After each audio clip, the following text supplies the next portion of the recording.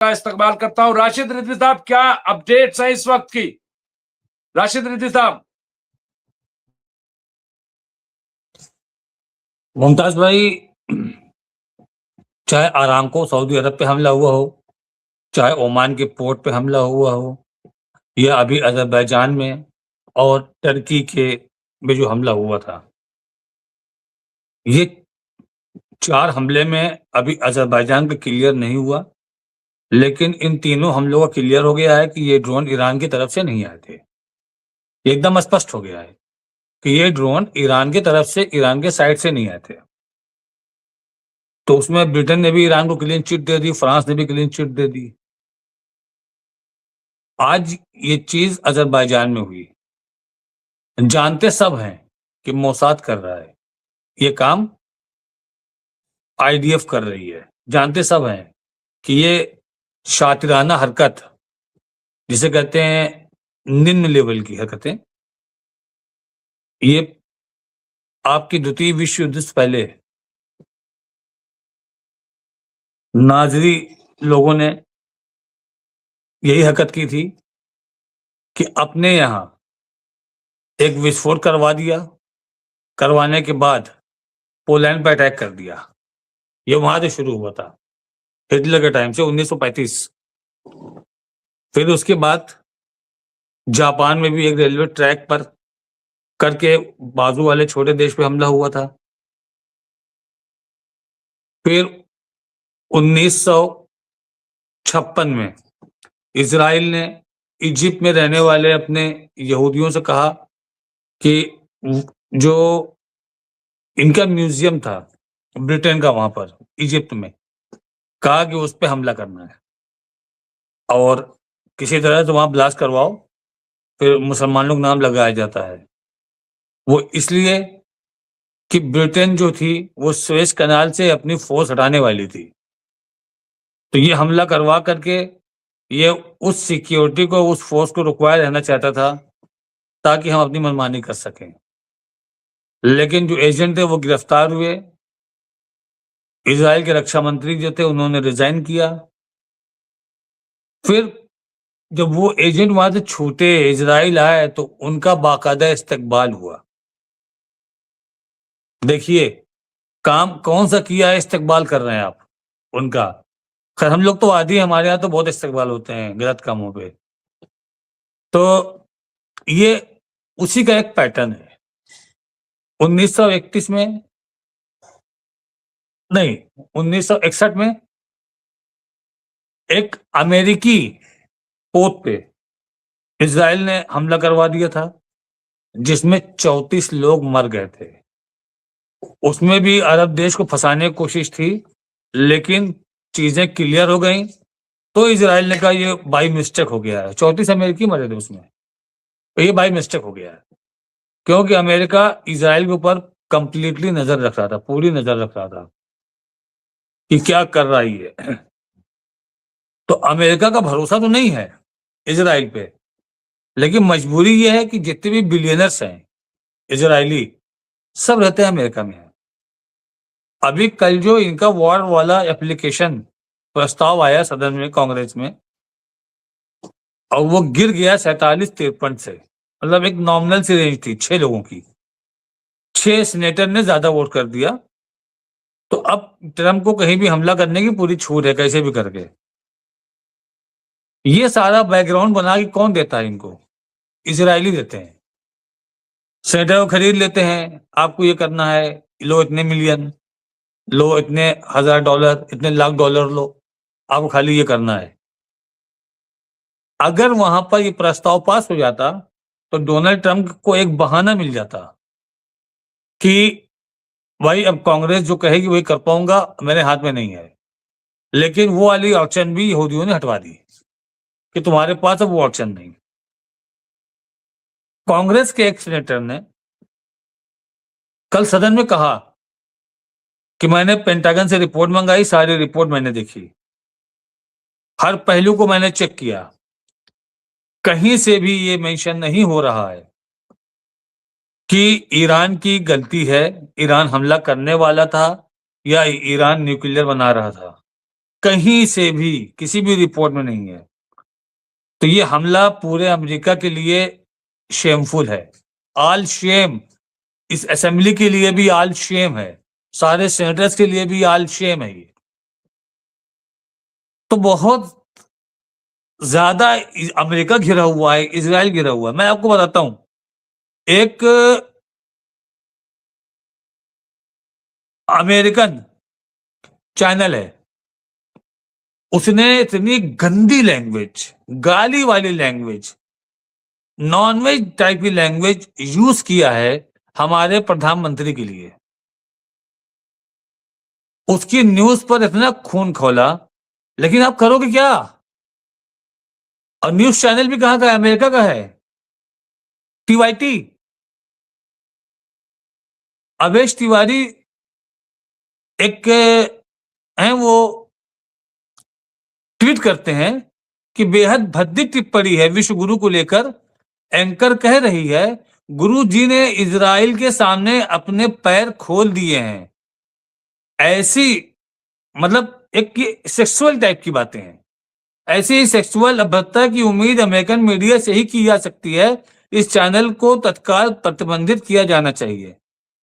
देखिए, पॉलिसीज को लेकर के हम लोग सरकार की कुछ पॉलिसी का समर्थन करते हैं, कुछ का विरोध करते हैं, यह देश चलता है, यहां डेमोक्रेसी होती है। लेकिन हमारे प्रधानमंत्री को कोई बाहर का मीडिया ऐसे शब्दों से इंडिकेट करे, तो ये बहुत भद्दी चीज है, बहुत गंदी चीज है।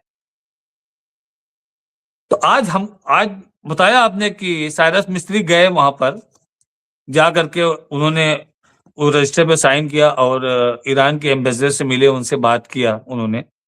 खामनाई साहब की जो शहादत हुई उसका पुरसा दिया। और ज्यादा अच्छा होता, विदेश मंत्री चले जाते। देखिए आज हालात क्या है, ईरान की स्ट्रेटेजी देखिए। ईरान अपनी एक एक स्ट्रेटेजी में अपने आप को मजबूत करता जा रहा है, और भारत अपने आप को कमजोर करता जा रहा है।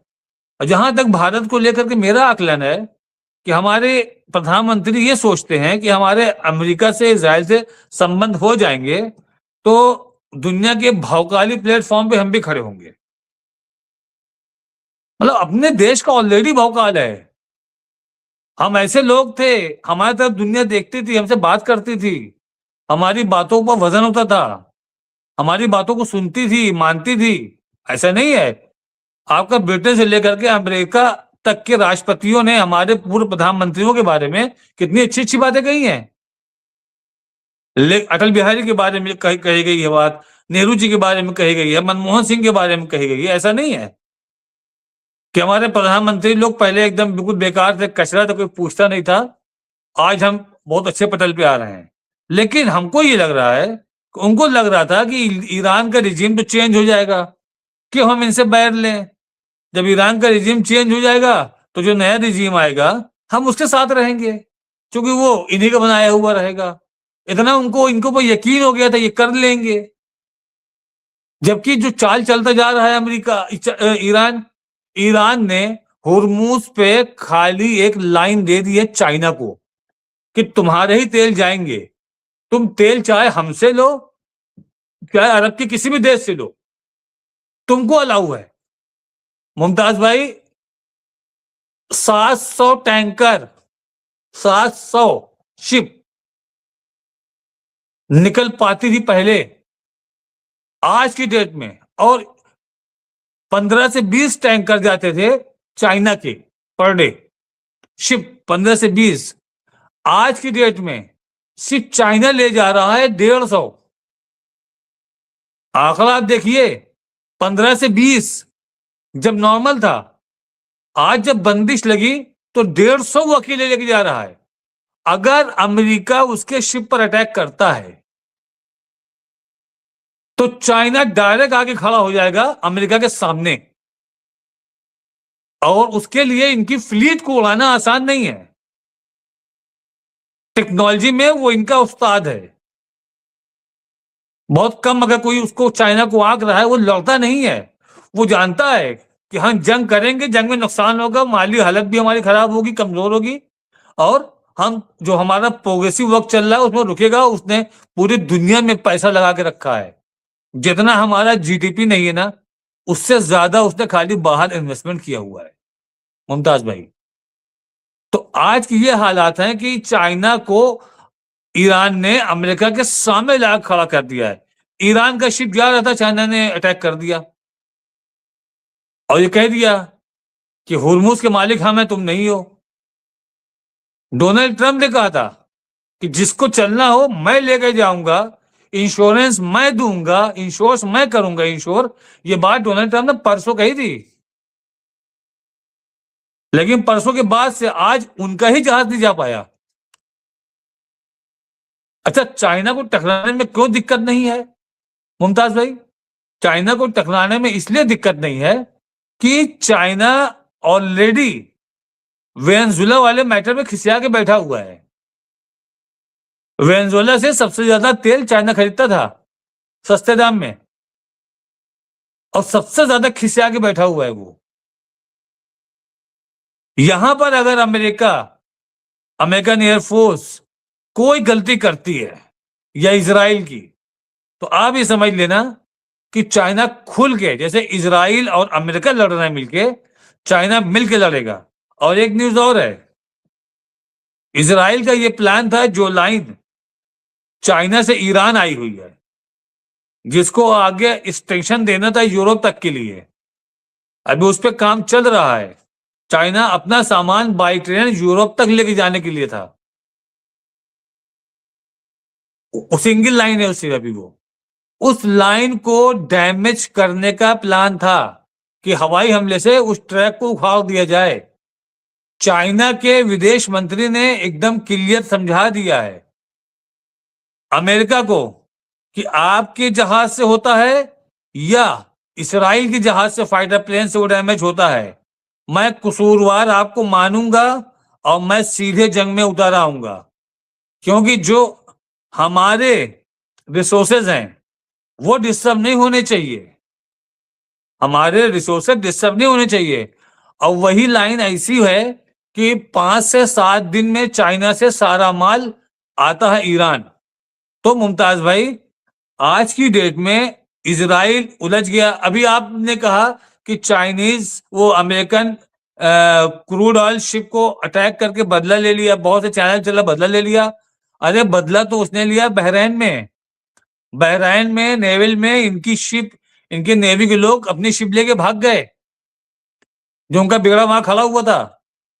इतना जबरदस्त हमला हुआ है, पूरा तबाह कर दिया है। उसके अलावा अमेज़न का जो डेटा सेंटर था उसको उड़ा दिया है अमेज़न के, क्योंकि अमेज़न जो है इंफॉर्मेशन देने के लिए अमेरिका को पूरी हेल्प कर रहा था। तो इसलिए दुबई वाले को उड़ाया और बहरीन वाले को उड़ाया। अब उनका आई क्लाउड वहां जीरो है, मतलब अगर जीरो आई क्लाउड है तो इसका मतलब यह है कि अब आप अमेरिका को भी कोई इंफॉर्मेशन नहीं दे सकते हो। जी मुमताज भाई। सही कह रहे हैं, और यही वजह है। आप देखिए कि 20,000, आज ईरान ने खुद बताया है कि मिडिल ईस्ट से 20,000 अमेरिकी जो है वो वापस आए हैं, या ये कह ले कि भाग खड़े हुए। तो इस तरह से भी लोग चला रहे हैं। हमारे साथ जुड़ गए हैं सीनियर पॉलिटिकल एनालिस्ट अब्दुल वाहिद साहब, कॉलम निगार हैं, हिंदी, अंग्रेजी, उर्दू, इसके अलावा और जबानों में भी तर्जुमा होता होगा, लेकिन ये 3 जबान में बाकायदा लिखते हैं और छपते हैं। मिडिल ईस्ट पे बड़ी गहरी नजर रखते हैं, तमाम टीवी चैनलों पे भी आप जाते हैं। क्या कहेंगे अब्दुल वाहिद साहब, आप इस वक्त की क्या अपडेट अगर आप बताएं, उसके बाद फिर हम गुफ्तगू शुरू करेंगे। तमाम जो हमारे नाजरीन हैं वो अपडेट आपसे भी सुनना चाहते हैं। क्या लग रहा है? जी माननीय डोनाल्ड ट्रंप ने इस्राइल के राष्ट्रपति को बोला है कि जल्दी से जल्दी नेतन्याहू को माफी दे दो, क्योंकि रोजाना अदालत का अर्दली घर पे चला जाता है, बोलता है जज साहब ने आपको बुलाया है, इतने केसेस हैं नेतन्याहू पर।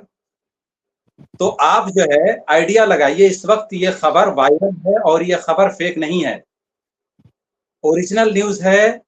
यरूशलेम पोस्ट ने भी शाया किया है, हिंदुस्तान टाइम्स ने भी पब्लिश किया है इसको।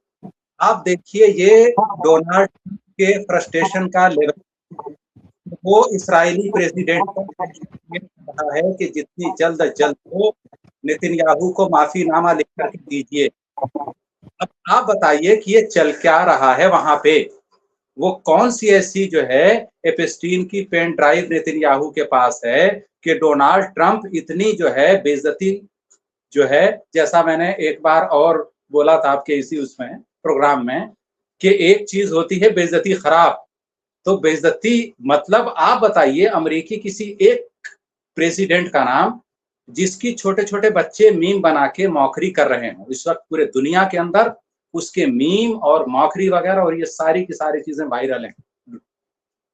तो ये जो है तीसरा क्या है, ईरान पर आरोप लगाया है अमेरिका ने कि उसने अरबील इराक का है ऑटोनॉमस रीजन, वहां के अमेरिका के सिफारत खाने से 60 से 70 लोगों को तेहरान ले जाया गया है और उनको जो है किडनैप कर लिया गया है। सबसे पहली बात यह है, ईरान के अंदर पहले क्या हुआ, कैसे हुआ, जो भी हुआ हो, इस सिनेरियो में मुझे ऐसा नहीं लगता कि इस तरह का कोई कदम ईरान की हुकूमत उठाएगी या ऐसा होगा। बहुत सारी फेक न्यूज चल रही हैं। ये जरूर पॉसिबिलिटी है कि कोई प्रो ईरानियन ग्रुप हो वहां पे, उसने इस तरह की हरकत की हो। तो ईरान को बदनाम करने के लिए बहुत तरह की साजिशें हो रही हैं। तीसरी साजिश क्या है, अजरबैजान के हवाई अड्डे को निशाना बनाया गया। ईरान के वजीर खारजा ने अजरबैजान के वजीर खारजा से बात की, उन्होंने वाज़ेह तौर पर बोला कि हमने फायर नहीं किया है। आप लोगों को याद होगा इस वक्त सूरत हाल ये है कि कहीं अगर एक चींटी भी मर जाए तो उस पूरे के पूरे कॉन्फ्लिक्ट को ईरान इसराइल यूएस कॉन्फ्लिक्ट से जोड़ दिया जा रहा है। गुवाहाटी के अंदर भारत का एक प्लेन मिसिंग है, fighter jet Su-30 MKI। Bharat के बहुत सारे चैनल चला रहे हैं कि ये मिस हो गया, पता नहीं क्या है, उस वार से क्या है लेना देना। तो ये प्रोपेगेंडा बहुत बड़े पैमाने पर चल रहा है। आपके इस चैनल के जरिए से और आपको मुबारकबाद पेश करते हुए कि आपके यहाँ से बहुत ही क्रेडिबल और ऑथेंटिक इंफॉर्मेशन जाती है। मैं सारे दर्शकों से बोलूंगा कि जब भी कोई फेक न्यूज आए उसको क्रॉस चेक जरूर कर लिया करें। तो अब बताइए उसको जो है उस ईरान कॉन्फ्लिक्ट से गुवाहाटी वाले उस प्लेन वाले मिसिंग के इंसिडेंट को भी मीडिया जोड़ दे रहा है। तो एक तरह से वार हिस्टीरिया क्रिएट करने की कोशिश की जा रही है। पिछले 24 घंटे से दुनिया का एक बड़ा चैनल माना जाने वाला अल जजीरा वो वन साइडेड स्टोरी दिखा रहा है, लेबनान पर अटैक दिखा रहा है, ईरान पर अटैक दिखा रहा है, लेकिन ईरान के जानिब से जो मिसाइल इसराइल पर दागे जा रहे हैं वहां डैमेज क्या हो रहा है ये भी नहीं दिखा रहा है। आप बताइए अभी पिछले 24 घंटे के अंदर तकरीबन 3 दर्जन से ज्यादा जर्नलिस्ट को इसराइल की गवर्नमेंट ने अरेस्ट किया है और उनमें से मैक्सिमम जर्नलिस्ट वो हैं जो फ्रीलांसिंग करते हैं या इंडिपेंडेंट जर्नलिस्ट हैं। अब आप बताइए कि सूरत हाल ये है, इसराइल सेंसर करना चाहता है, अपनी चीजें दुनिया को दिखाना नहीं चाहता कि वहां लोग कितने परेशान हैं, हुकूमत के खिलाफ क्या क्या चल रहा है। तो सूरत हाल ये है। और ये जो फाइटर जेट वगैरह लेके ये सब जो आए हैं आज, राफेल वगैरह लेके फ्रांस वगैरह ब्रिटेन वाले ये सब लाए हैं, बहरीन में, सऊदी अरब में, कतर में, ये कुछ नहीं है। ये सिर्फ और सिर्फ अमेरिका को ये दिखाना है कि लीजिए साहब आपने ऑर्डर दिया था, हम आपकी खिदमत में हाजिर हो गए हैं। इनमें से किसी की इतनी हैसियत नहीं है, हिम्मत नहीं है कि ये डायरेक्टली जो है ईरान से कन्फ्रंटेट इस वक्त कर सकें। जी।